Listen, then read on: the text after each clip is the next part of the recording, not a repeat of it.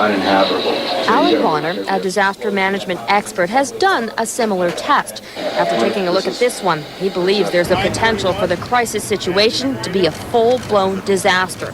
He points to the time it takes to get to the victims. If you leave people for even 3 minutes, that feels like 13 minutes in a crisis situation.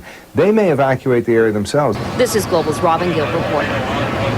All right, and joining us live now is crisis management expert Allan Bonner, who was there assessing that mock TTC disaster that we just saw. And Allan, you also witnessed 2 real-life subway evacuations yourself as a transit rider. What's your assessment of how prepared we are?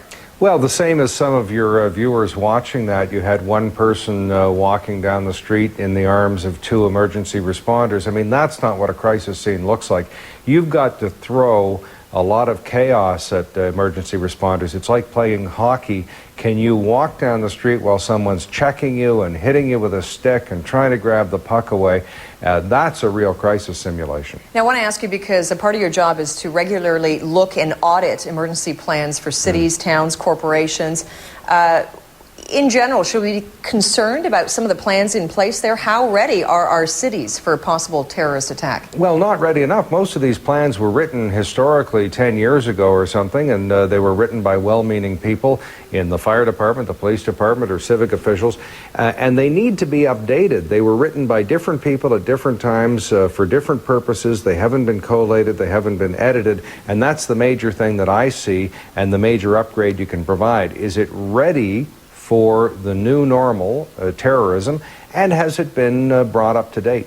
Now, you and I were talking, and you also said that we as citizens need to be less complacent and demand more of officials, right? Well, sure. I mean, we pay our taxes. From where I live, I can look out and see the Gardner Expressway, and I can see the Don Valley Parkway, an absolute parking lot most times of the day, 11 o'clock in the morning, 2 o'clock in the afternoon. How can we evacuate our cities? Where do we take people? How much food, water, and clothing is stored there? How many people per hour can we get on the GO train and the Via Rail train?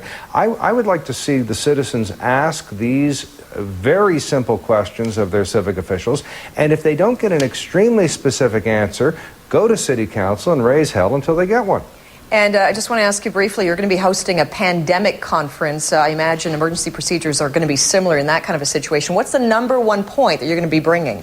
Well, the #1 point is that well-meaning, reasonably intelligent people can put their pencils down one day and get better prepared. The National Business Summit on Pandemic Planning at the International Center for Infectious Diseases in Winnipeg next week is going to be a great rehearsal, whether it's a snowstorm or an ice storm or terrorism or a pandemic or regular flu. It doesn't matter what the cause is. It's whether you have a response that counts. All right, crisis management expert Allan Bonner, we do thank you for your time tonight. Pleasure.